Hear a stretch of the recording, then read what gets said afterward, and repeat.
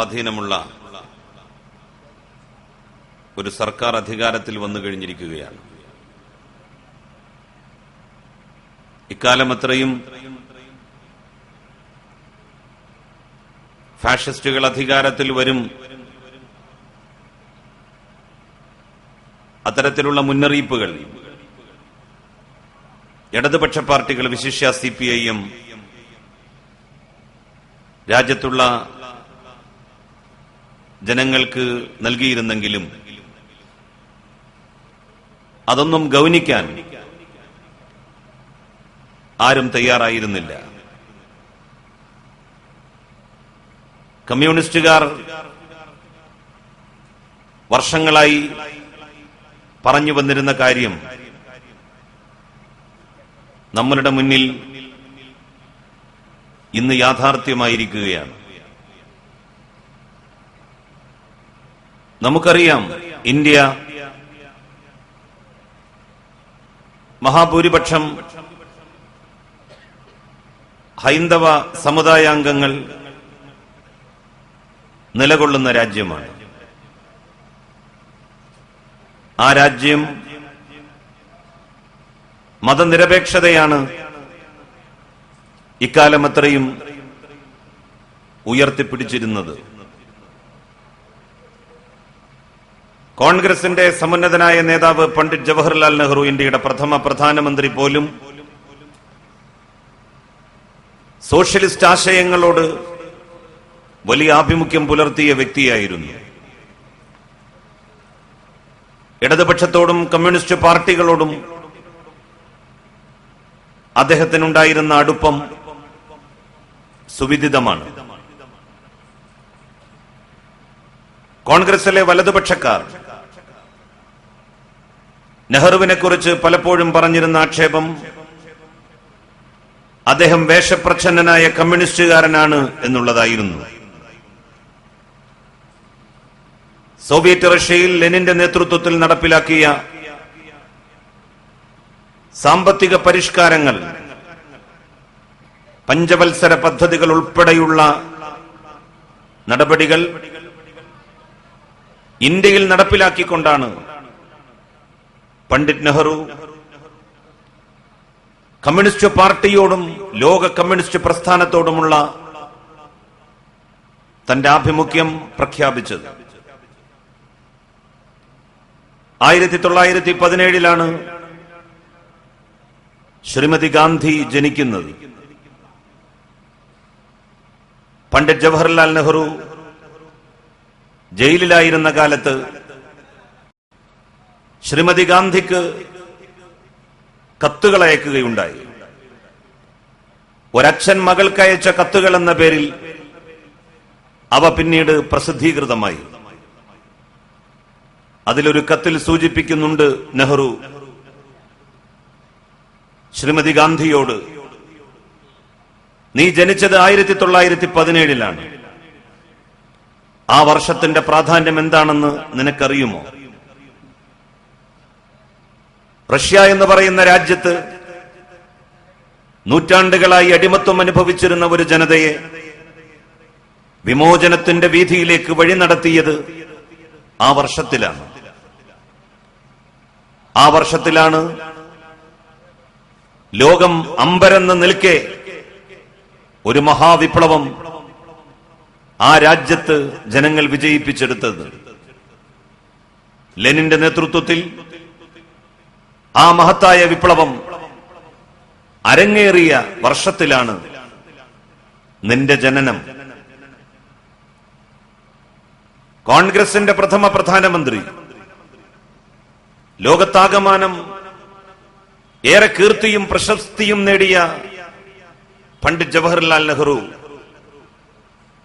ലോക communist പ്രസ്ഥാനത്തോടും socialist ആശയങ്ങളോടും വലിയ അടുപ്പം പ്രകടിപ്പിക്കുകയുണ്ടായി.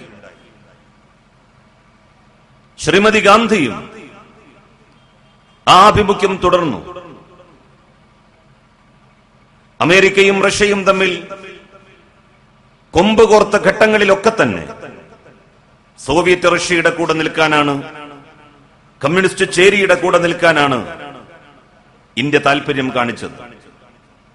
എന്തിനധികം അഫ്ഗാനിസ്ഥാനിൽ റഷ്യൻ ചെമ്പട അധിനിവേശം നടത്തിയെന്ന് പ്രചരിപ്പിക്കപ്പെട്ട നാളുകളിൽ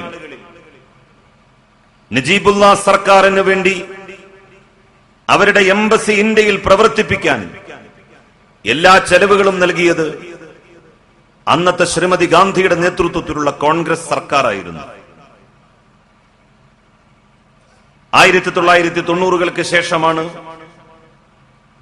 സോവിയറ്റ് യൂണിയൻ തിരോഭവിച്ചതിന്റെ തൊട്ടുപിറകെ ഇന്ത്യ അതിന്റെ പ്രഖ്യാപിത നിലപാട് മാറ്റി അമേരിക്കൻ പക്ഷപാതപരമായിട്ടുള്ള നിലപാടിലേക്ക് മാറിയത്. ഞാൻ പറഞ്ഞു വന്നത് കമ്മ്യൂണിസ്റ്റത്തെയും കമ്മ്യൂണിസ്റ്റ് പാർട്ടിയെയും അംഗീകരിക്കുവാൻ, അതിന്റെ ആശയാടിത്തറ വിപുലീകരിക്കപ്പെടണമെന്ന് ആഗ്രഹിക്കുവാൻ മാത്രം പണ്ഡിറ്റ് നെഹ്റു മുന്നോട്ട് വന്നുവെന്നുള്ളത് സൂചിപ്പിക്കുന്നത് മതനിരപേക്ഷ നിലപാട് ഈ രാജ്യത്ത് നിലനിൽക്കണമെങ്കിൽ കമ്മ്യൂണിസ്റ്റുകാർ നാട്ടിൽ വേണം എന്നുള്ള പരമമായ സത്യമാണ്. 1952-ൽ പണ്ഡിറ്റ് നെഹ്റു പ്രധാനമന്ത്രിയായിരുന്ന കാലത്താണ് ഇന്ത്യയുടെ ഉന്നത വിദ്യാഭ്യാസ മേഖലയിൽ വലിയ പരിഷ്കാരങ്ങൾ കൊണ്ടുവരുന്നതിന് വേണ്ടി യൂണിവേഴ്സിറ്റി ഗ്രാന്റ്സ് കമ്മീഷൻ രൂപീകൃതമായത്. UGCയുടെ ആദ്യത്തെ ചെയർമാനായി നെഹ്റു നിശ്ചയിച്ചത് കോൺഗ്രസുകാരനായ ഒരാളെ ആയിരുന്നില്ല. കമ്മ്യൂണിസ്റ്റ് പാർട്ടിയിലെ കാലത്ത് മെമ്പർഷിപ്പ് ഉണ്ടായിരുന്ന അറിയപ്പെടുന്ന വിദ്യാഭ്യാസ വിചക്ഷണൻ പ്രൊഫസർ സതീഷ് ചന്ദ്രയെയാണ് UGCയുടെ ആദ്യത്തെ ചെയർമാനായി പണ്ഡിറ്റ് നെഹ്റു നിയമിച്ചത്. നെഹ്റുവിന് അറിയാമായിരുന്നു രാജ്യത്തിന്റെ ഉന്നത വിദ്യാഭ്യാസ മേഖലയുമായി ബന്ധപ്പെട്ട കാര്യങ്ങൾ വിശ്വസിച്ചേൽപ്പിക്കാൻ ഒരു കോൺഗ്രസുകാരനേക്കാൾ ഉചിതം കറകളഞ്ഞ മതനിരപേക്ഷ നിലപാട് വെച്ചു പുലർത്തുന്ന ആളുകൾ എന്നുള്ള നിലയിൽ ഒരു കമ്മ്യൂണിസ്റ്റുകാരനാണ് എന്ന്.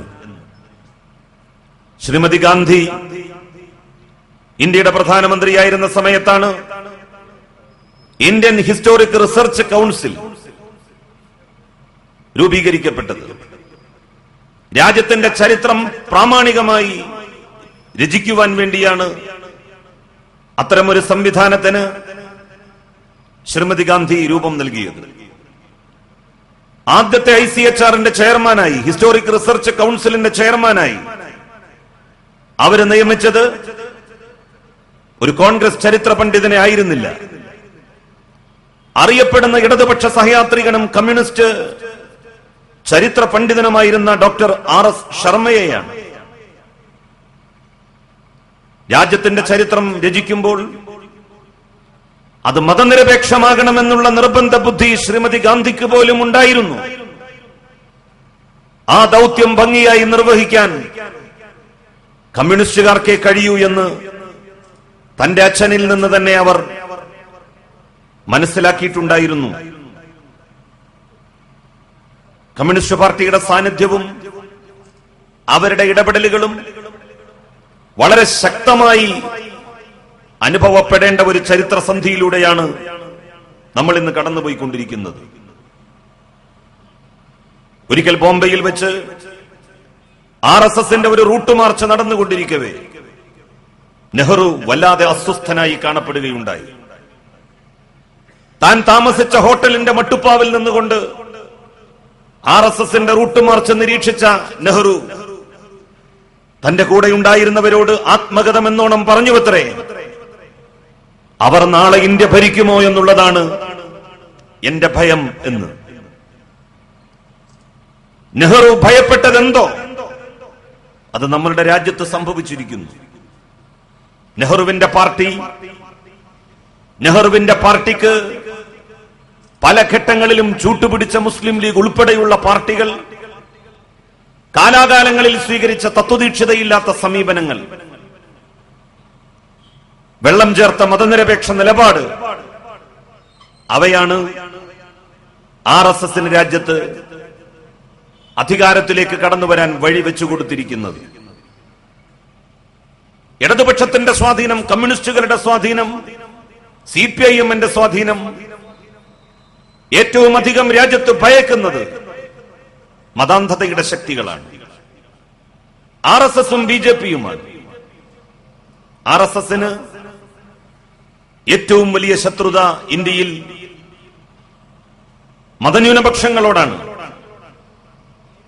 അതോടൊപ്പം തന്നെ ശത്രുത ഇന്ത്യയിലെ കമ്മ്യൂണിസ്റ്റുകാരോടുമാണ്. അവരെ സംബന്ധിച്ചിടത്തോളം രണ്ട് ശത്രുക്കളാണ് ഇന്ത്യയിൽ. ഒന്ന് മതന്യൂനപക്ഷങ്ങളും ഒന്ന് കമ്മ്യൂണിസ്റ്റുകാരും. എന്തുകൊണ്ടാണ് കമ്മ്യൂണിസ്റ്റുകാർക്ക് RSS-ന്റെ എതിർപ്പ് അതിന്റെ ആരംഭ കാലഘട്ടം തൊട്ട് നേരിടേണ്ടി വന്നത്? RSS-ന്റെ ദർശനത്തെയും അവരുടെ പ്രത്യയശാസ്ത്രത്തെയും അടിമുടി ചരിത്ര വസ്തുതകളുടെയും പ്രമാണങ്ങളുടെയും വെളിച്ചത്തിൽ എതിർക്കുവാനും അതിന്റെ പൊള്ളത്തരം ജനങ്ങൾക്ക് ബോധ്യപ്പെടുത്തി കൊടുക്കുവാനും ആരെക്കാളും അധികം മുന്നിൽ കമ്മ്യൂണിസ്റ്റുകാരായിരുന്നു. RSS-നെതിരായി നമ്മുടെ രാജ്യത്ത് രചിക്കപ്പെട്ട പുസ്തകങ്ങളിൽ 99% ജന്മം കൊണ്ട് ഹൈന്ദവരും കർമ്മം കൊണ്ട് കമ്മ്യൂണിസ്റ്റുകാരുമായിട്ടുള്ള സഖാക്കൾ രചിച്ചിട്ടുള്ളതാണ് എന്നുള്ളതിൽ ആർക്കാണ് തർക്കം? മതനിരപേക്ഷത ഉയർത്തിപ്പിടിച്ചുകൊണ്ട് മതാന്ധതയുടെ ശക്തികൾക്കെതിരായി എല്ലാ മതവിഭാഗങ്ങളിലും വലിയ പ്രതിരോധ നിര സൃഷ്ടിച്ചു കൊണ്ടുവരുന്നതിൽ ഇന്ത്യയിലെ കമ്മ്യൂണിസ്റ്റ് പാർട്ടി വഹിച്ച പങ്ക് ആർക്കും നിഷേധിക്കാൻ കഴിയില്ല. മതനിരപേക്ഷത തകരുമ്പോൾ ഇന്ത്യയാണ് തകരുന്നത് എന്ന് ആദ്യം മനസ്സിലാക്കിയത് കമ്മ്യൂണിസ്റ്റുകാരാണെന്ന് പറഞ്ഞാൽ അതിൽ തെറ്റുണ്ടാവില്ല. കമ്മ്യൂണിസ്റ്റ് പാർട്ടി അവർക്ക് അധികാരം കിട്ടിയ സ്ഥലങ്ങളിൽ, സ്വാധീനം കിട്ടിയ മേഖലകളിൽ കേവലാർത്ഥത്തിലുള്ള ഭരണമല്ല നടത്തിയത്. ആ പ്രദേശത്തിന്റെ മണ്ണിനെയും മനസ്സിനെയും മതേതരവൽക്കരിക്കുന്നതിൽ അവർ മുഖ്യ പരിഗണന നൽകുകയുണ്ടായി. അതുകൊണ്ടാണ് നീണ്ട 30 വർഷക്കാലം അധികാരത്തിൽ കമ്മ്യൂണിസ്റ്റ് പാർട്ടി വിരാജിച്ച പശ്ചിമ ബംഗാളിൽ വർഗീയ കലാപങ്ങൾ മാറി നിന്നത്. പലരും ചോദിക്കാറുണ്ട്, 30 കൊല്ലത്തെ ഭരണം കൊണ്ട് എന്ത് ബംഗാളിന് നേടിക്കൊടുത്തു കമ്മ്യൂണിസ്റ്റ് പാർട്ടി, CPIM എന്ന്? കലാപങ്ങളില്ലാത്ത 30 കൊല്ലം ബംഗാളിന് സമ്മാനിച്ചത് ഇടതുപക്ഷ ഭരണമാണ്. CPIM-ന്റെ നേതൃത്വത്തിലുള്ള സർക്കാരിന്റെ ജാഗരൂകമായ പ്രവർത്തനമാണ്. ഒരു കാലത്ത് മതാന്ധതയുടെ ശക്തികൾ കണ്ണുവെച്ച ദേശമായിരുന്നു ബംഗാൾ. കലാപങ്ങളില്ലാത്ത ദിവസങ്ങൾ ഉണ്ടായിരുന്നില്ല പശ്ചിമ ബംഗാളിൽ. ഹിന്ദുക്കളും മുസ്ലിങ്ങളും തമ്മിൽ അത്ര വലിയ അകൽച്ചയിലായിരുന്നു ബംഗാളിൽ. വിഭജനത്തിന്റെ നാളുകളിലാണ് കറാച്ചിയിലേക്ക് കൽക്കട്ടയിൽ നിന്ന് ഹിന്ദുക്കളുടെ മുസ്ലിങ്ങളുടെ മൃതദേഹങ്ങൾ കുത്തിനിറച്ചുകൊണ്ടുള്ള വാഗൺ പറഞ്ഞയച്ചത്. അതിന് മറുപടിയായി കറാച്ചിയിൽ നിന്ന് കൽക്കട്ടയിലേക്ക് ഹിന്ദുക്കളുടെ മൃതശരീരങ്ങൾ കുത്തിനിറച്ചുകൊണ്ട് വാഗണുകൾ വന്നു. കലാപങ്ങളുടെയും സംഘർഷങ്ങളുടെയും വിളനിലമായി ബംഗാൾ മാറിയിരുന്ന ഒരു കാലം. ആ കാലത്ത് നിന്നാണ് തിരിച്ചറിയാനാവാത്ത വിധം ബംഗാളിനെ 30 കൊല്ലക്കാലത്തെ കമ്മ്യൂണിസ്റ്റ് ഭരണം മാറ്റിയെടുത്തത്. അവിടെ തെരുവുകളിൽ അന്തിയുറങ്ങുന്ന ഒരു മുസ്ലിമും കൊല ചെയ്യപ്പെട്ടില്ല. കൽക്കട്ടയിലേക്കാണ് ഉത്തരേന്ത്യയിൽ വർഗീയ കലാപങ്ങൾ ഉണ്ടാകുമ്പോൾ മുസ്ലിങ്ങൾ കൂട്ടപ്പലായനം ചെയ്തു വരാറ്. കൽക്കട്ട അവരെ നിരാകരിക്കുകയോ ആട്ടിപ്പായിക്കുകയോ ചെയ്തില്ല. ബംഗ്ലാദേശിൽ നിന്ന് ലക്ഷക്കണക്കിന് വരുന്ന അഭയാർത്ഥികൾ തങ്ങളുടെ ബന്ധുക്കളുടെ വേരുകൾ തേടി കൽക്കട്ടയിലേക്ക് ഒഴുകിയെത്തിയപ്പോൾ കമ്മ്യൂണിസ്റ്റ് പാർട്ടികളുടെ നേതൃത്വത്തിലുള്ള ഗവൺമെന്റ് അവരെ നിരാകരിക്കുകയോ ആട്ടിപ്പുറത്താക്കുകയോ ചെയ്തില്ല. അങ്ങനെ കൽക്കട്ട ജനങ്ങളുടെ ബാഹുല്യം കൊണ്ട് വീർപ്പുമുട്ടി. അവിടുത്തെ മുസ്ലിങ്ങൾക്ക് അമ്പരച്ചുംബികളായിട്ടുള്ള കെട്ടിടങ്ങൾ ഉണ്ടാക്കി കൊടുക്കാൻ കമ്മ്യൂണിസ്റ്റ് പാർട്ടിയുടെ സർക്കാരിന് കഴിഞ്ഞിട്ടില്ലായിരിക്കാം. പക്ഷേ സ്വന്തം കയ്യിനുമേൽ തലവെച്ച് അന്തിയുറങ്ങാൻ, സുരക്ഷിതമായി ജീവിക്കുവാനുള്ള സാഹചര്യം എല്ലാ മതവിഭാഗങ്ങൾക്കും ഇടതുപക്ഷത്തിന്റെ ഭരണം ബംഗാളിൽ ഉണ്ടാക്കിക്കൊടുത്തു. പട്ടിണിയില്ലാത്ത, പരിവട്ടങ്ങളില്ലാത്ത ഒരു സാഹചര്യം ഉണ്ടാക്കിക്കൊടുത്തു. റിക്ഷാവണ്ടി വലിക്കുന്ന മുസ്ലിങ്ങളെ കുറിച്ച് പരിതപിച്ചുകൊണ്ട് മുസ്ലിം ലീഗിന്റെ സുഹൃത്തുക്കൾ സാധാരണ പറയാറ്, 30 കൊല്ലക്കാലത്തെ കമ്മ്യൂണിസ്റ്റ് പാർട്ടിയുടെ ഭരണം അവിടുത്തെ മുസ്ലിങ്ങളെ റിക്ഷാവണ്ടി വലിക്കുന്നവരാക്കി മാറ്റിയില്ലേ എന്നാണ്. ഡൽഹിയിൽ പോകാറുണ്ടല്ലോ നിങ്ങൾ. ഡൽഹി കമ്മ്യൂണിസ്റ്റ് പാർട്ടി ഭരിച്ച സംസ്ഥാനമല്ലല്ലോ.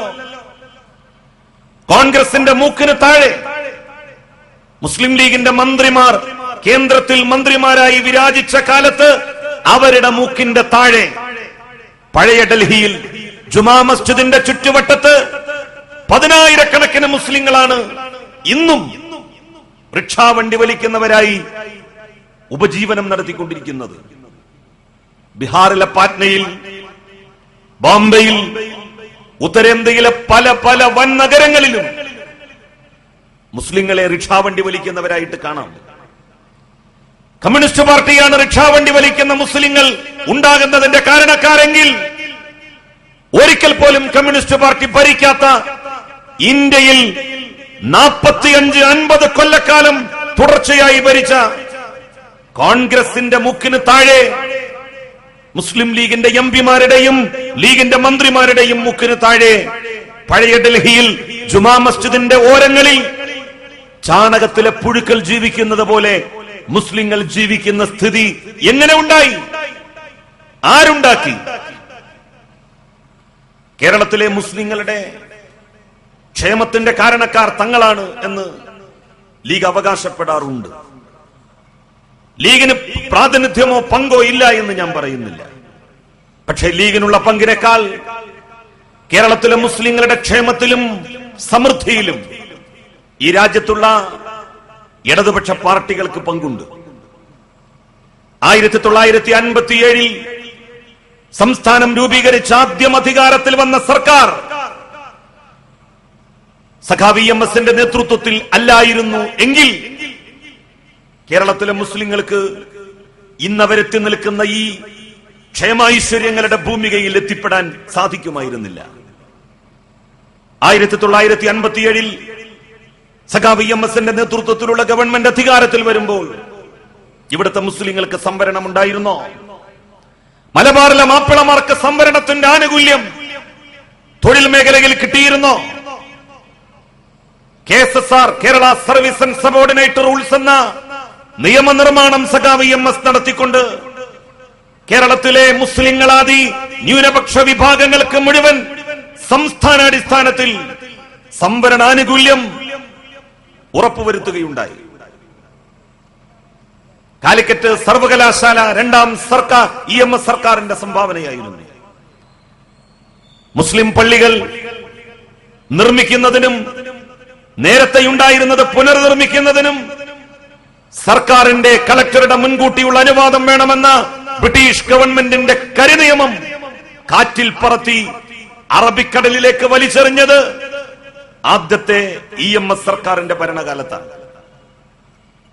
കേരളത്തിലെ മതന്യൂനപക്ഷങ്ങളുടെ, വിശിഷ്യ മുസ്ലിങ്ങളുടെ ഇന്നത്തെ സമൃദ്ധിയുടെ കാരണങ്ങളിൽ പ്രമുഖം കേരള സംസ്ഥാനം രൂപീകൃതമായ ആദ്യത്തെ തെരഞ്ഞെടുപ്പിൽ സഖാവി എം.എസ്.ന്റെ നേതൃത്വത്തിലുള്ള കമ്മ്യൂണിസ്റ്റ് പാർട്ടിയുടെ ഗവൺമെന്റ് ഈ സംസ്ഥാനം ഭരിച്ചു എന്നുള്ളതാണ്.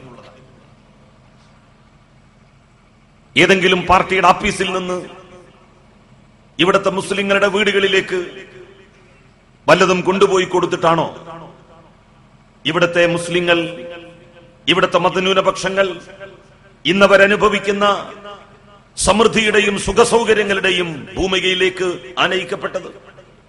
ലീഗ് ആഫീസിൽ നിന്ന് വിസ കൊടുത്തിട്ടാണോ ഇവിടെ നിന്ന് ആളുകൾ ദുബായിലേക്കും ഗൾഫ് നാടുകളിലേക്കും പോയത്? ഓരോരുത്തരും അവനവന്റെ വീട്ടിലെ ബുദ്ധിമുട്ടുകളും പ്രയാസങ്ങളും അകറ്റാൻ ഓരോരുത്തരുടെയും റിസ്കിലാണ് ഗൾഫ് നാടുകളിലേക്ക് പോയത്. ആ ഗൾഫ് നാടിന്റെ സംഭാവന മാറ്റി നിർത്തിയാൽ ഇവിടുത്തെ മുസ്ലിങ്ങളുടെ സാമ്പത്തികമായിട്ടുള്ള സമൃദ്ധി, ആ സമൃദ്ധിയിൽ മുസ്ലിം ലീഗ് എന്ത് പങ്ക് വഹിച്ചു എന്നാണ് പറയുന്നത്? ഇടതുപക്ഷ പ്രസ്ഥാനങ്ങൾ വഹിച്ച പങ്കിന്റെ സമീപത്തെത്താൻ കഴിയുന്ന പങ്ക് വഹിക്കാൻ ലീഗിന് കഴിഞ്ഞിട്ടുണ്ടോ? ബിജെപിയെയും RSSനെയും കമ്മ്യൂണിസ്റ്റ് പാർട്ടികൾ എതിർത്തതുപോലെ ലീഗ് എതിർത്തിട്ടുണ്ടോ? ലീഗ് പിന്തുണക്കുന്ന കോൺഗ്രസ് എതിർത്തിട്ടുണ്ടോ? പല കോൺഗ്രസുകാരെ കുറിച്ചും നാട്ടിൽ പറയപ്പെടുന്ന അഭിപ്രായം എന്താണ്? അവര് പകല് കോൺഗ്രസും രാത്രി RSSുമാണ് എന്നാണ്. ഏതെങ്കിലും ഒരു കമ്മ്യൂണിസ്റ്റുകാരനെ കുറിച്ച് ഈ നാട്ടിൽ ആരെങ്കിലും ഇന്നുവരെ പറഞ്ഞിട്ടുണ്ടോ അയാൾ പകൽ കമ്മ്യൂണിസ്റ്റുകാരനും രാത്രി മറ്റൊരു മുഖമുള്ളയാളുമാണ് എന്ന്? കമ്മ്യൂണിസ്റ്റുകാർക്ക് ഒരു മുഖമേ ഉള്ളൂ, അത് രാവും പകലും കമ്മ്യൂണിസ്റ്റുകാരന്റെ മുഖമാണ്. കോൺഗ്രസുകാരിൽ നിന്നും ലീഗുകാരിൽ നിന്നും മറ്റുള്ള മതനിരപേക്ഷ പാർട്ടികളെന്ന് അവകാശപ്പെടുന്നവരിൽ നിന്നും കമ്മ്യൂണിസ്റ്റ് പാർട്ടിക്കാരെ വ്യതിരക്തമാക്കുന്നതും ഈ ഘടകമാണ്. ഈ വസ്തുത നിഷേധിക്കാൻ ആർക്ക് കഴിയും? RSS അനുകൂലിയായിരുന്ന ഡോക്ടർ മാധവൻകുട്ടിയെ ബേപ്പൂർ നിയമസഭയിൽ മത്സരിപ്പിച്ച് അദ്ദേഹത്തിന് വേണ്ടി വോട്ട് ചോദിച്ചത് കമ്മ്യൂണിസ്റ്റുകാരായിരുന്നില്ലല്ലോ. അഡ്വക്കേറ്റ് രത്നസിംഗിനെ വടകര പാർലമെന്റ് മണ്ഡലത്തിൽ നിർത്തി അന്നത്തെ ഇടതുപക്ഷ മുന്നണിയുടെ സ്ഥാനാർത്ഥി KP ഉണ്ണികൃഷ്ണനെ തോൽപ്പിക്കാൻ ശ്രമിച്ചത് ഇന്ന് RSS വിരോധം പറയുന്ന മുസ്ലിം ലീഗിന്റെ സുഹൃത്തുക്കളായിരുന്നല്ലോ. കമ്മ്യൂണിസ്റ്റ് പാർട്ടികൾ അത്തരത്തിൽപ്പെട്ട ആരെങ്കിലും ജയിപ്പിക്കുവാൻ കേരളത്തിൽ ശ്രമിച്ചിട്ടുണ്ടോ? എന്തുകൊണ്ടാണ് RSSകാരും മാർക്സിസ്റ്റുകാരും തമ്മിൽ എക്കാലവും വലിയ സമരങ്ങളിൽ ഏർപ്പെട്ടത്, പോരാട്ടങ്ങളിൽ ഏർപ്പെട്ടത്? കോൺഗ്രസ് RSSനോട് സ്വീകരിച്ച സമീപനം കമ്മ്യൂണിസ്റ്റുകാർക്കും സ്വീകരിക്കാമായിരുന്നല്ലോ. ആരെങ്കിലും അവരോട് ചോദിക്കുമായിരുന്നോ, നിങ്ങൾ എന്തുകൊണ്ടാണ് RSSനോട് പൊരുതി നിൽക്കാത്തത്, അടിച്ചു നിൽക്കാത്തത് എന്ന്? RSSനോട് ഇഞ്ചോടിഞ്ച് പൊരുതി കേരളത്തിൽ നിന്നു എന്നുള്ളത് കൊണ്ടാണ് ഇന്ത്യയുടെ വിവിധ ഭാഗങ്ങളിൽ RSS തഴച്ചു വളർന്നിട്ടും കേരളത്തിൽ ഒരു നിയമസഭാ പ്രാതിനിധ്യം അവർക്ക് ഇന്നുവരെ കിട്ടാത്ത സ്ഥിതി ഉണ്ടായത്. കമ്മ്യൂണിസ്റ്റുകാരുള്ളത് കൊണ്ടാണ്. അവരുടെ നെഞ്ഞൂക്കിന്റെ പിൻബലത്തിലാണ് RSSും BJPയും ഇവിടെ ക്ലച്ച് പിടിക്കാത്ത സാഹചര്യവും സ്ഥിതിയും ഉണ്ടായത്. എന്തിനധികം ഈ കുറുവ പഞ്ചായത്തിൽ കഴിഞ്ഞ തദ്ദേശ സ്വയംഭരണ സ്ഥാപനങ്ങളിലേക്ക് നടന്ന ഉപതെരഞ്ഞെടുപ്പിൽ RSSനെ ജയിപ്പിക്കാനല്ലേ മുസ്ലിം ലീഗ് ശ്രമിച്ചത്, കമ്മ്യൂണിസ്റ്റ് പാർട്ടിയെ തോൽപ്പിക്കാൻ? എന്നിട്ട് എന്തുണ്ടായി? ശശികല ടീച്ചർ RSS ജയിച്ച ആവേശത്തിൽ ആ പ്രദേശത്ത് വന്നുകൊണ്ട് നടത്തിയ പ്രസംഗം ആ നാട്ടിൽ വലിയ മതവിഭജനം ഉണ്ടാക്കിയില്ലേ? വലിയ വർഗീയതയുണ്ടാക്കിയില്ലേ? വടികൊടുത്ത് അടി വാങ്ങിയത് ലീഗാണ്. അതിനുത്തരം ലീഗ് പറയണം നാട്ടുകാരോട്. എന്തേ RSSന്റെ ശൗര്യം കമ്മ്യൂണിസ്റ്റുകാർക്ക് സ്വാധീനമുള്ള കാലത്തും അവർക്ക് ഭരണസ്വാധീനമുള്ള സമയത്തും ഉണ്ടാകാതിരുന്നു? ലീഗ് അവരെ ജയിപ്പിച്ചു. കമ്മ്യൂണിസ്റ്റുകാർ തോൽക്കണം.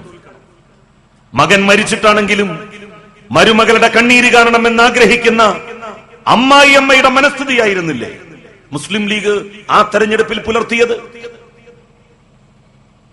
കുറുവയിലെ പാങ് പ്രദേശത്ത്, ചേണ്ടി പ്രദേശത്ത് പോയി നോക്കൂ നിങ്ങൾ.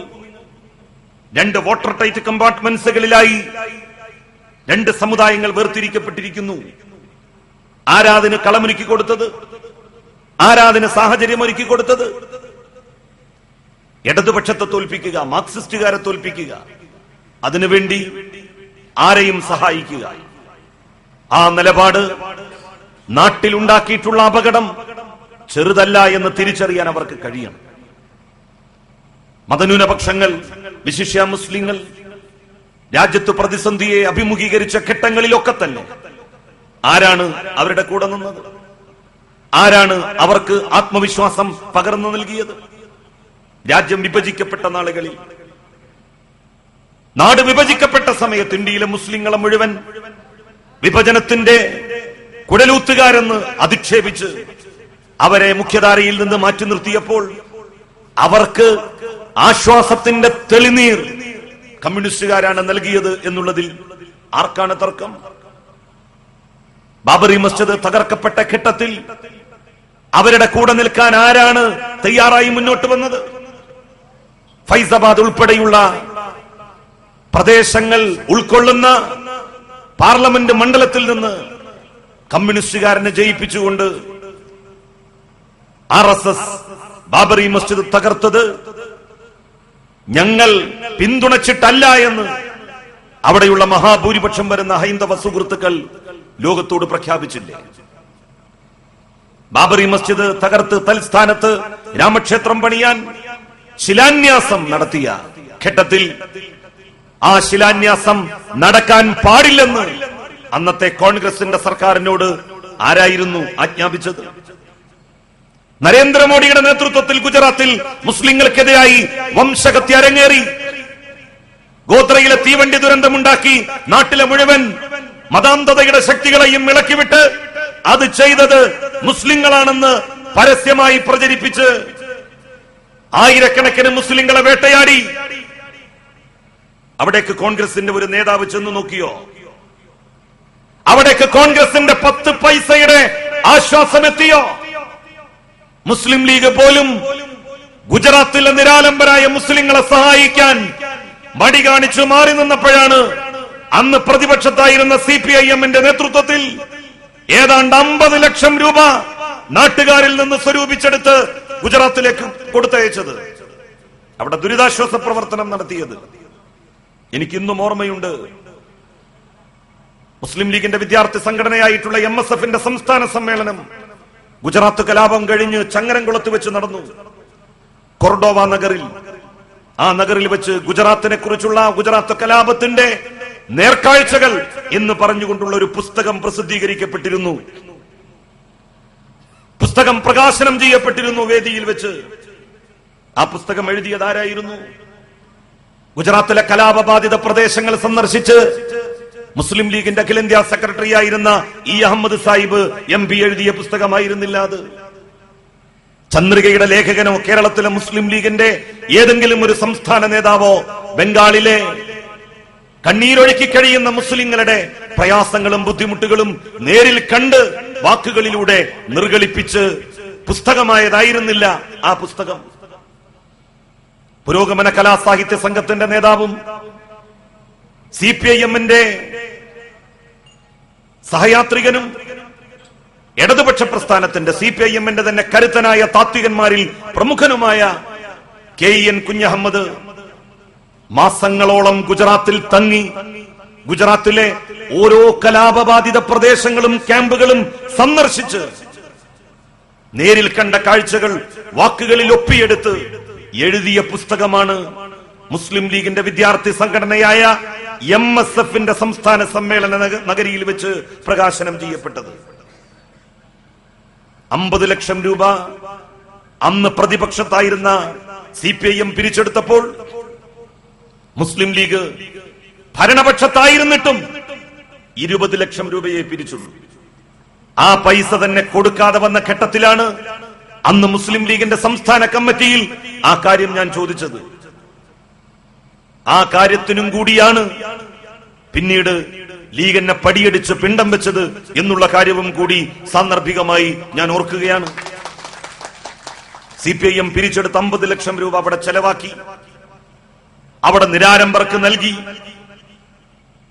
ഞാൻ ആ കാര്യം സൂചിപ്പിച്ചു. CPIM ഉൾപ്പെടെയുള്ള പാർട്ടികൾ പിരിച്ചെടുത്ത പണത്തിന്റെ വിനിയോഗം നടന്നു കഴിഞ്ഞിരിക്കുന്നു.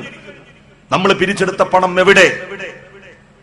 ആ ചോദ്യത്തിന് ശേഷമാണ് പിന്നീട് ബോംബെ ആസ്ഥാനമായി പ്രവർത്തിക്കുന്ന അഞ്ജുമാൻ ഇസ്ലാമെ സഭ എന്ന് പറയുന്ന സംഘടന ഗുജറാത്തിൽ കലാപബാധിതർക്ക് നൽകാൻ വേണ്ടി ഉണ്ടാക്കി കൊടുത്ത വീട് പെട്ടെന്ന് പണം കൊടുത്തു വാങ്ങി അത് കലാപബാധിതർക്ക് നൽകാൻ ലീഗ് തയ്യാറായത്. മുസഫർ നഗറിൽ കലാപം നടന്നു. ഇടതുപക്ഷ പാർട്ടികൾക്ക് നേതൃത്വം കൊടുക്കുന്ന CPIM മുസഫർ നഗറിൽ കലാപബാധിതരായിട്ടുള്ള ആളുകളെ സഹായിക്കാൻ പിരിവ് നടത്തി. 50 ലക്ഷത്തോളം രൂപ സ്വരൂപിച്ചു. 70 ലക്ഷം രൂപ സ്വരൂപിച്ചു. അതുകൊണ്ട് 60ഓളം വീടുകൾ ഉണ്ടാക്കി. അതിന്റെ നിർമ്മാണം കഴിഞ്ഞ് ബന്ധപ്പെട്ടവർക്ക് താക്കോൽ കൈമാറുന്ന ദിവസം നമ്മൾ പത്രത്തിൽ കണ്ടു. അത് കഴിഞ്ഞ ഒരാഴ്ച കഴിഞ്ഞിട്ടാണ് ലീഗിന്റെ ദുരിതാശ്വാസ പ്രവർത്തനങ്ങളുടെ ഉദ്ഘാടനം, വീട് നിർമ്മാണ പ്രവർത്തികളുടെ ശിലാസ്ഥാപനം ബഹുമാന്യനായ തങ്ങളവറുകൾ മുസഫർ നഗറിൽ പോയി നിർവഹിക്കുന്നത്. കമ്മ്യൂണിസ്റ്റ് പാർട്ടി പിരിച്ചെടുത്ത പണം വിനിയോഗിച്ച് വീടുകൾ ആളുകൾക്ക് നൽകിയതിന്റെ ഒരാഴ്ച കഴിഞ്ഞാണ് ലീഗ് വീട് നിർമ്മാണത്തിനുള്ള പ്രാരംഭ പ്രവർത്തനങ്ങൾ തുടങ്ങുന്നത്. ലീഗും കമ്മ്യൂണിസ്റ്റ് പാർട്ടിയും തമ്മിലുള്ള വ്യത്യാസം അതാണ്. ഓണത്തിന് കൊടുക്കുമ്പോഴേ അത് ഓണപ്പുടവ എന്ന് പറയാൻ കഴിയൂ, അല്ലെങ്കിൽ ഒരു കഷ്ണം തോർത്തെന്നേ പറയൂ. കമ്മ്യൂണിസ്റ്റ് പാർട്ടി കൊടുത്തത് സമയബന്ധിതമായി പൂർത്തിയാക്കി കൊടുത്തു. ലീഗിന്റെ പദ്ധതി എന്ന് പൂർത്തിയാകുമെന്ന് ആർക്കറിയാം? നമുക്ക് കാത്തിരുന്ന് കാണാം എന്നത് പൂർത്തിയാകും എന്ന്. മുസ്ലിം ലീഗിന്റെയും CPIM-ന്റെയും നിലപാടുകളിലെ വ്യത്യാസം ഇവിടെയാണ്. ഉത്തരവാദിത്വത്തോടുകൂടി കാര്യങ്ങൾ ചെയ്യുകയും വളരെ ഉത്തരവാദിത്വത്തോടുകൂടി അവ നിർവഹിക്കുകയും ചെയ്യും.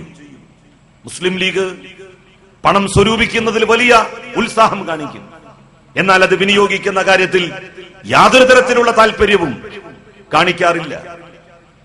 കശ്മീരിൽ വലിയ വെള്ളപ്പൊക്കമുണ്ടായി. മുസ്ലിങ്ങൾ മാത്രം അധിവസിക്കുന്ന മേഖലയിലാണ് സർവനാശനഷ്ടങ്ങളും അരങ്ങേറിയത്. നദികൾ കരകവിഞ്ഞൊഴുകി, 10,000-കണക്കിന് ആളുകൾക്ക് വീട് നഷ്ടപ്പെട്ടു. അവിടേക്ക് CPIM-ന്റെ രാജ്യസഭാ MP-മാർ അവരുടെ MP ഫണ്ടിൽ നിന്ന് 10 കോടി രൂപയാണ് പ്രാരംഭ ദുരിതാശ്വാസ പ്രവർത്തനങ്ങൾക്കായി സർക്കാരിന് നൽകിയത്. ആ CPIM-നെ മുസ്ലിം വിരുദ്ധ പക്ഷത്ത് നിർത്താൻ ആർക്ക് കഴിയും? ആർക്കാണ് സാധിക്കുക CPIM മുസ്ലിം വിരുദ്ധ പക്ഷത്താണ് നിൽക്കുന്നത് എന്ന് പറയാൻ? ഒരു സമുദായത്തോട്, ഒരു ജനതയോട് ഒരു പാർട്ടിയുടെ അടുപ്പവും ആഭിമുഖ്യവും കാണേണ്ടത് ആ ജനത അവരുടെ ജീവിതത്തിൽ വലിയ പ്രയാസങ്ങൾ അഭിമുഖീകരിക്കുന്ന ഘട്ടത്തിലാണ്. അത്തരം പ്രയാസങ്ങളുടെ സന്ധികളിലൊക്കെ തന്നെ CPIM ഉൾപ്പെടെയുള്ള പാർട്ടികൾ, ഇടതുപക്ഷ സംഘടനകൾ, വിശിഷ്യ CPIM മുസ്ലിങ്ങളെ സഹായിക്കുവാൻ, മതന്യൂനപക്ഷങ്ങളെ സഹായിക്കുവാൻ സദാ സന്നദ്ധമായിട്ടുണ്ട്. ഈ നാട്ടിൽ അവർ ഈ നാട് അടക്കി ഭരിക്കുന്ന സാഹചര്യം ഉണ്ടാകുമായിരുന്നു. അതിൽ നിന്ന് നമ്മുടെ നാടിനെ പരിരക്ഷിച്ച് നിർത്തുന്നത് കമ്മ്യൂണിസ്റ്റുകാരാണ്, സോഷ്യലിസ്റ്റുകളാണ്. അവരുടെ മതനിരപേക്ഷമായിട്ടുള്ള നിലപാടുകളാണ്. അത് തിരിച്ചറിയാൻ ലീഗിന് കഴിയണം. മുസ്ലിം ലീഗിന്റെ ഏറ്റവും അവസാനത്തെ പാർട്ടി കമ്മിറ്റിയുടെ പ്രമേയം ദേശീയ തലത്തിൽ കമ്മ്യൂണിസ്റ്റ് പാർട്ടിയുമായി സഹകരിക്കാം എന്നാണ്. ഞങ്ങൾ അത് തന്നെയാണ് പറഞ്ഞത് നേരത്തെ തന്നെ. മുസ്ലിം യൂത്ത് ലീഗിന്റെ സംസ്ഥാന ജനറൽ സെക്രട്ടറിയായി ഞാൻ നിൽക്കുന്ന സമയത്താണ് മതം സംഘർഷമല്ല സമാധാനമാണ് എന്ന മുദ്രാവാക്യം ഉയർത്തിപ്പിടിച്ചുകൊണ്ട് ഗുജറാത്ത് കലാപത്തിന്റെ പശ്ചാത്തലത്തിൽ എറണാകുളത്ത് ഒരു സംസ്ഥാന സമ്മേളനം നടത്തിയത്. ആ സമ്മേളനത്തിൽ ഏറ്റവും കൂടുതൽ പങ്കെടുത്തത് ഇടതുപക്ഷ ബുദ്ധിജീവികളും ഇടതുപക്ഷ ചരിത്ര പണ്ഡിതന്മാരുമാണ്. ആ സമ്മേളനത്തിന്റെ പ്രോഗ്രാം നോട്ടീസ് എടുത്ത് പരിശോധിച്ചാൽ അത് നിങ്ങൾക്ക് ബോധ്യമാകും. എനിക്കതിൽ അഭിമാനമുണ്ട്. അന്ന് ഈ നാട് കറകളഞ്ഞ മതനിരപേക്ഷവാദികളെ തേടുകയായിരുന്നു. ആ മതനിരപേക്ഷവാദികളെ തേടിയപ്പോൾ ഞങ്ങൾക്ക് അന്ന് എത്തിപ്പെടാൻ കഴിഞ്ഞത് കമ്മ്യൂണിസ്റ്റ് ക്യാമ്പുകളിലാണ്. അവിടെ നിന്നാണ് ഏറ്റവും പ്രധാനികളായ പി ഗോവിന്ദപിള്ള ഉൾപ്പെടെ ഡോക്ടർ KN പണിക്കർ അടക്കം നിരവധി ചരിത്ര പണ്ഡിതന്മാർ, കമ്മ്യൂണിസ്റ്റ് തത്വചിന്തകന്മാർ ആ സമ്മേളനത്തിൽ പങ്കെടുക്കുകയുണ്ടായി. സത്യത്തിൽ ഇപ്പോൾ RSSന്റെ വലിയ അപ്രമാദിത്വം നമ്മുടെ രാജ്യത്തുണ്ടായിരിക്കുന്നു എന്നുള്ളതിന്റെ പശ്ചാത്തലത്തിൽ കമ്മ്യൂണിസ്റ്റ് പാർട്ടിയുമായി ദേശീയ തലത്തിൽ സഹകരിക്കാം എന്ന് ലീഗ് പറയുന്നു. ഞാൻ ചില ചോദ്യങ്ങൾ മുസ്ലിം ലീഗിന്റെ നേതൃത്വത്തോട് തിരിച്ചു ചോദിക്കട്ടെ. കമ്മ്യൂണിസ്റ്റുകാരെ എക്കാലത്തും മുസ്ലിം സമുദായത്തിൽ നിന്ന് ലീഗ് അകറ്റി നിർത്തിയിരുന്നത് കമ്മ്യൂണിസ്റ്റുകാർ നിരീശ്വരവാദികളാണ്, മതമില്ലാത്തവരാണ് എന്ന് പറഞ്ഞുകൊണ്ടാണ്. സംസ്ഥാന തലത്തിൽ നിരീശ്വരവാദം തെറ്റും ദേശീയ തലത്തിൽ നിരീശ്വരവാദം ശരിയുമാകുന്നത് എങ്ങനെയാണെന്ന് ഈ നാട്ടിലെ ജനങ്ങളോട് ഇനിയെങ്കിലും ലീഗിന്റെ നേതാക്കന്മാരൊന്ന് വിശദീകരിച്ചു കൊടുക്കണം. നാസ്തികതയും ഭൗതികവാദവും സംസ്ഥാന തലത്തിൽ തെറ്റും ദേശീയ തലത്തിൽ വരുമ്പോൾ അത് ശരിയുമാകുന്നതിന്റെ മനഃശാസ്ത്രം എനിക്ക് എത്ര ആലോചിച്ചിട്ടും പിടികിട്ടുന്നില്ല. അബദ്ധജടിലമായിട്ടുള്ള വാദങ്ങളും ധാരണകളുമാണ് ഈ നാട്ടിലെ പാവപ്പെട്ട മുസ്ലിങ്ങൾക്കിടയിൽ ലീഗ് പ്രചരിപ്പിച്ചത്. അതായിരുന്നു ഈ നാട്ടിലെ മുസ്ലിം സമൂഹം ഇത്തരത്തിലുള്ള ഒരു അവസ്ഥയിലേക്ക്, മാനസികാവസ്ഥയിലേക്ക് വരുന്നതിന് ഹേതുവായത്. ലീഗിനെ സംബന്ധിച്ചിടത്തോളം ലീഗ് നിൽക്കുന്നിടത്ത് മുസ്ലിങ്ങൾ നിൽക്കണം എന്ന ശാഠ്യമായിരുന്നു.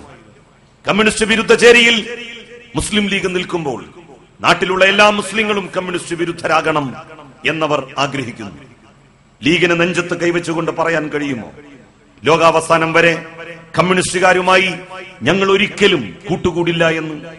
അവരുമായി ഒരു തരത്തിലുള്ള രാഷ്ട്രീയ സഖ്യവും ലീഗ് നടത്തില്ല എന്ന് ലീഗിനെ നെഞ്ചത്ത് കൈവച്ചുകൊണ്ട് പറയാൻ ഒക്കുമോ?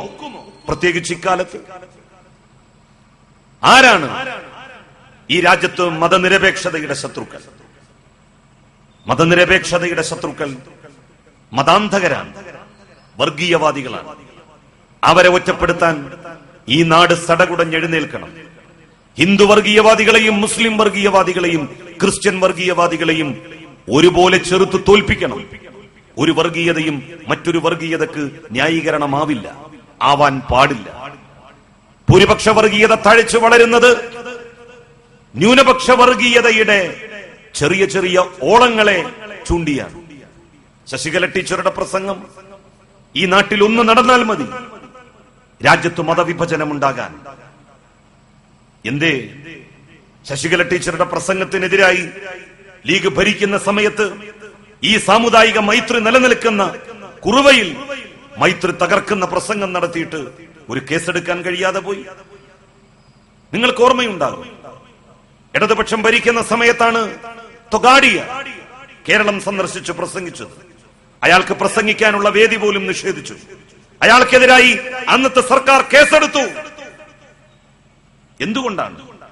നാട്ടിൻപുറങ്ങളിൽ പോലും ഗ്രാമപ്രദേശങ്ങളിൽ പോലും വർഗീയത പ്രസരിപ്പിക്കുന്ന പ്രസംഗം നടത്തിപ്പോകുന്ന ആളുകൾക്കെതിരായി കേസെടുക്കാൻ കോൺഗ്രസിന് കഴിയാതെ പോകുന്നു, ലീഗിന് സാധ്യമാകാതെ പോകുന്നു. കമ്മ്യൂണിസ്റ്റുകളെ എന്തു തരത്തിലുള്ള കേസുകൾ ഉണ്ടാക്കിയാണ് കൊടുക്കുന്നത്? രാജ്യദ്രോഹ കുറ്റമല്ലേ? RSSകാരനായ മനോജ് വധിക്കപ്പെട്ടപ്പോ ചില ആളുകൾക്കെതിരായി ചുമത്തിയത്. ലീഗ് ചിരിക്കണ്ട ഇതൊന്നും കണ്ടിട്ട്. ഇന്ന് കമ്മ്യൂണിസ്റ്റുകാർക്കെതിരെയാണ് ചുമത്തിയത്. നാളെ ചുമത്തപ്പെടാൻ വേണ്ടി പോകുന്നത് നിങ്ങളാണ് എന്ന ഓർമ്മ നിങ്ങൾക്ക് വേണം. ഒരുപാട് സന്തോഷിക്കരുത്. കമ്മ്യൂണിസ്റ്റുകാർ വിഷമസന്ധിയിൽ അകപ്പെട്ടു എന്ന് നിങ്ങൾക്ക് തോന്നുമ്പോ, അവരെ ഞങ്ങൾ കുടുക്കിയെന്ന് നിങ്ങൾ സമാശ്വസിക്കുമ്പോ, രാഷ്ട്രീയ മാന്യത അത് ഇന്നത്തെ കോൺഗ്രസിനും കോൺഗ്രസിന്റെ മുഖ്യമന്ത്രിക്കും അന്യമാണെന്ന് അവരുടെ പല പ്രവൃത്തികളിലൂടെയും നമുക്ക് ബോധ്യമായിട്ടുണ്ട്. കമ്മ്യൂണിസ്റ്റ് പാർട്ടിയെ തകർക്കാൻ എന്തൊക്കെ വഴികളാണ് അവരന്വേഷിച്ചുകൊണ്ടിരിക്കുന്നത്. RSSനോടും BJPയോടും ഒരു നിലക്കുള്ള സന്ധിയും ഇടതുപക്ഷം CPIM ചെയ്യുവാൻ ഉദ്ദേശിക്കുന്നില്ല എന്ന് വരികിൽ അതിനെ പ്രോത്സാഹിപ്പിക്കുകയല്ലേ മതനിരപേക്ഷതയുടെ ശക്തികൾ ചെയ്യേണ്ടത്? മതനിരപേക്ഷതയെ അനുകൂലിക്കുന്നവർ ചെയ്യേണ്ടത്? അതിന് പകരം അവരെ ഒറ്റപ്പെടുത്തുവാനാണ്, അവരെ ഒറ്റപ്പെടുത്തുവാനുള്ള നീക്കങ്ങളാണ് ഓരോരുത്തരും നടത്തിക്കൊണ്ടിരിക്കുന്നത്. കേരളത്തിലെ ചില പത്രങ്ങൾ, ആ പത്രങ്ങൾക്ക് ചില അജണ്ടകളുണ്ട്. ആ അജണ്ടകൾ എന്താണെന്ന് ഞാൻ പറയേണ്ട കാര്യമില്ല. കമ്മ്യൂണിസ്റ്റുകാരെ തകർക്കുക, അതാണ് ചില പത്രങ്ങളുടെ മുഖ്യ ലക്ഷ്യം. ഒരു സമയത്ത് ഞങ്ങൾക്ക് പോലും പറയേണ്ടി വന്നു, ഞാൻ പോലും ഒരിക്കൽ പറഞ്ഞിട്ടുണ്ട്, ഏതായാലും ആ പ്രത്യേക പത്രത്തിൽ വാർത്ത വരാൻ, ചിത്രം വരാൻ, ഏതായാലും മതം മാറാനൊന്നും ഞാൻ തയ്യാറല്ല എന്ന്. അത്രമാത്രം മതാന്ധതയും വർഗീയതയും കമ്മ്യൂണിസ്റ്റ് വിരോധവും ഒരുപോലെ പുലർത്തുന്ന പത്രമാധ്യമങ്ങൾ കമ്മ്യൂണിസ്റ്റുകാരെ ഒറ്റപ്പെടുത്തുവാനും അവർക്കെതിരായി ജനങ്ങളുടെ മനസ്സിനെ തിരിക്കുവാനും ശ്രമിക്കുന്ന ഒരു ദശാസന്ധിയിൽ കമ്മ്യൂണിസ്റ്റ് പാർട്ടികളെ പ്രതിരോധിക്കുവാനാണ് ഈ രാജ്യത്തുള്ള നല്ല മനസ്സുള്ളവർ തയ്യാറാവേണ്ടത് എന്ന് ഞാൻ നിങ്ങളോട് വിനീതമായി അഭ്യർത്ഥിക്കുകയാണ്. ഞാൻ കമ്മ്യൂണിസ്റ്റ് പാർട്ടിയിൽ അംഗമൊന്നുമല്ല. പക്ഷെ കമ്മ്യൂണിസ്റ്റ് പാർട്ടിയുടെ സാന്നിധ്യവും സാമീപ്യവും കാലം ഏറ്റവും കൂടുതൽ ആഗ്രഹിക്കുന്ന ഒരു സമയമാണിത് എന്ന് തുറന്ന് പ്രഖ്യാപിക്കുവാൻ എനിക്ക് അശേഷം മടിയില്ല. അവരുടെ ഇടപെടലുകൾ കൂടിയില്ല എങ്കിൽ ഈ നാട് പൂർണ്ണമായും മതാന്ധതയുടെ ശക്തികൾക്ക് അടിപ്പെടുന്ന ഒരു സാഹചര്യം ഉണ്ടാകുമായിരുന്നു. അതിൽ നിന്ന് ഈ നാടിനെ തടഞ്ഞു നിർത്തുവാൻ ഇടതുപക്ഷത്തിന്റെ CPIM-ന്റെ സാന്നിധ്യം അനുപേക്ഷണീയമാണ്.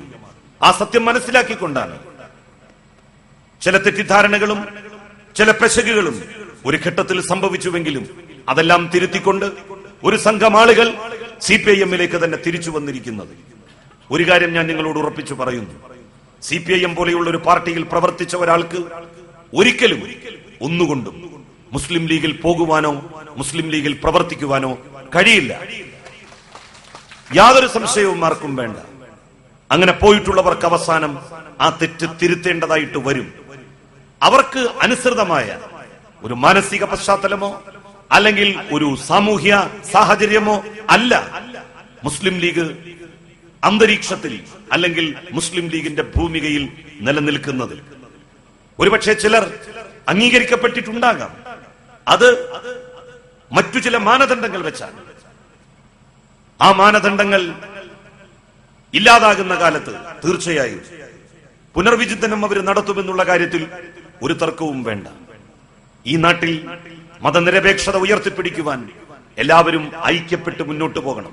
ഇവിടുത്തെ മുസ്ലിം, ഇവിടുത്തെ ഹൈന്ദവൻ, ഇവിടുത്തെ ക്രിസ്ത്യൻ എല്ലാവരും ഒരുമിച്ച് മതാന്ധതയുടെ ശക്തികൾക്കെതിരായി, വർഗീയതയുടെ ശക്തികൾക്കെതിരായി ഒരുമിച്ച് നിൽക്കേണ്ട ഒരു ഘട്ടത്തിൽ വിഭിന്നതയുടെ വിഷവിത്തുകൾ പാകി നമുക്കിടയിൽ അസ്വാരസ്യങ്ങൾ ഉണ്ടാക്കുവാൻ ശ്രമിക്കുന്നവർക്കെതിരായി ജാഗ്രത പുലർത്തണം. അതിന് ഈ പ്രദേശത്തിന് കരുത്തു പകരാൻ ഈ കൂട്ടായ്മയും സമ്മേളനവും പ്രയോജനപ്പെടട്ടെ എന്ന് ആഗ്രഹിച്ചുകൊണ്ട് അഭിലഷിച്ചുകൊണ്ട് ഈ സമ്മേളനത്തിന്റെ ഔപചാരികമായ ഉദ്ഘാടനം നിർവഹിച്ചതായി പ്രഖ്യാപിച്ച് ഞാൻ എന്റെ വാക്കുകൾ അവസാനിപ്പിക്കുന്നു. നന്ദി, നമസ്കാരം.